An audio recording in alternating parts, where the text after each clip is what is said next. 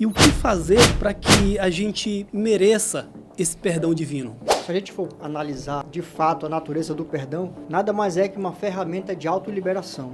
O ser humano que entende a importância do perdão, ele compreendeu que todos nós fazemos parte de um esquema. Apesar de sermos filhos de um mesmo pai, como você falou, o cristianismo, ele tem isso como base, né? Fazer a pessoa perceber que ela tem uma filiação espiritual, né?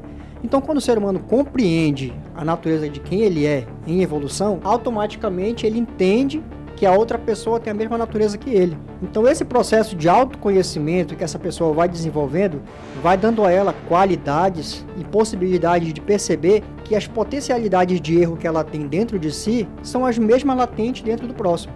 Então, o perdão ele se torna uma ferramenta de autoliberação. Isso está diretamente ligado ao autoconhecimento. Quanto mais você se conhece, quanto mais você conhece das leis do universo, quanto mais você conhece e se identifica com Deus que vive em você, mais você tem facilidade em perdoar.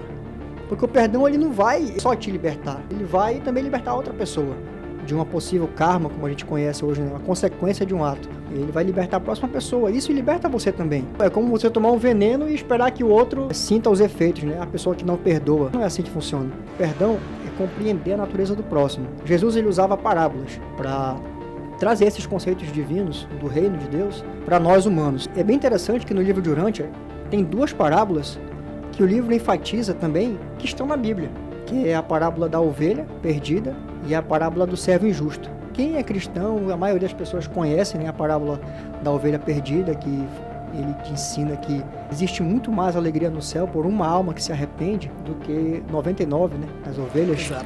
que estão bem, não precisam de arrependimento.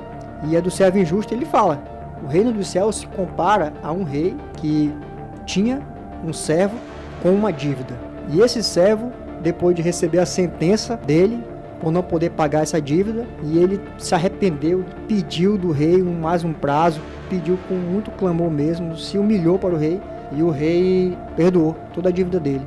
E ele chegou na casa dele, né, com os servos dele, e um desses servos dele estava na mesma posição que ele estava com o rei, devendo a ele. Pouca coisa, o livro até menciona isso, especifica esse detalhe. E ele não teve a mesma compaixão que o rei teve com ele. E ele mandou prender o servo até que ele pagasse. E os criados por perto, percebendo a situação, se compadeceram dele e fizeram essa situação chegar até o ouvido do rei.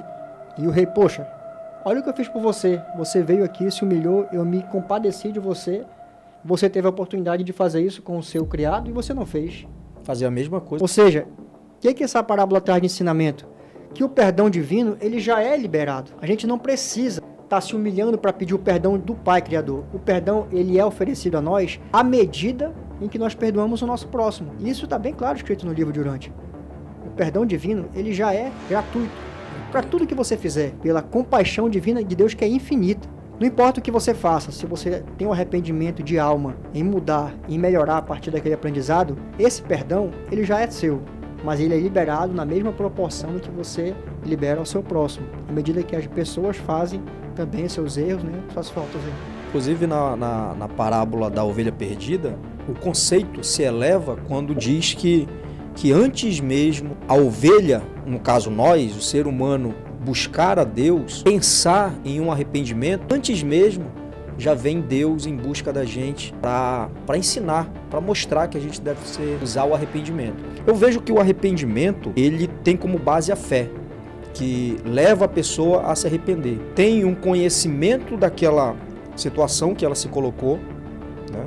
E através desse conhecimento gerado pela fé, de todo o cenário que ela está, ela consegue perceber que ela precisa se arrepender.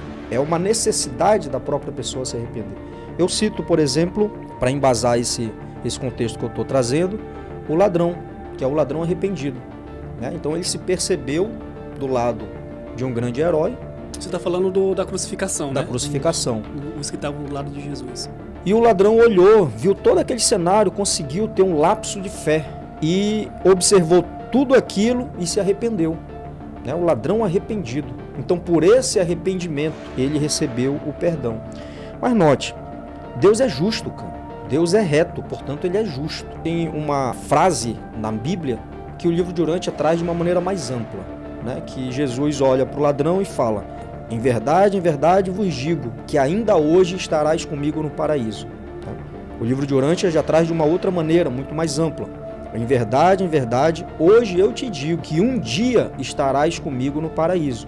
Por quê? Como o Alan falou, há todo um processo, né? Então ele se arrependeu, ele verificou a situação dele, se arrependeu e logicamente que todos nós precisamos de uma evolução para um dia chegar no paraíso.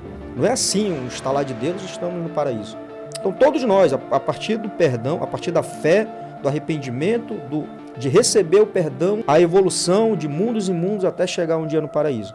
Né? Então a misericórdia de Deus, como o Alan havia falado, ela está sempre disponível. Né? E eu dou glória a Deus por causa disso. Né? Sempre a misericórdia de Deus está disponível. Até a pessoa ou aquele ser, por assim dizer, rejeitar a misericórdia. Aí já é uma outra questão.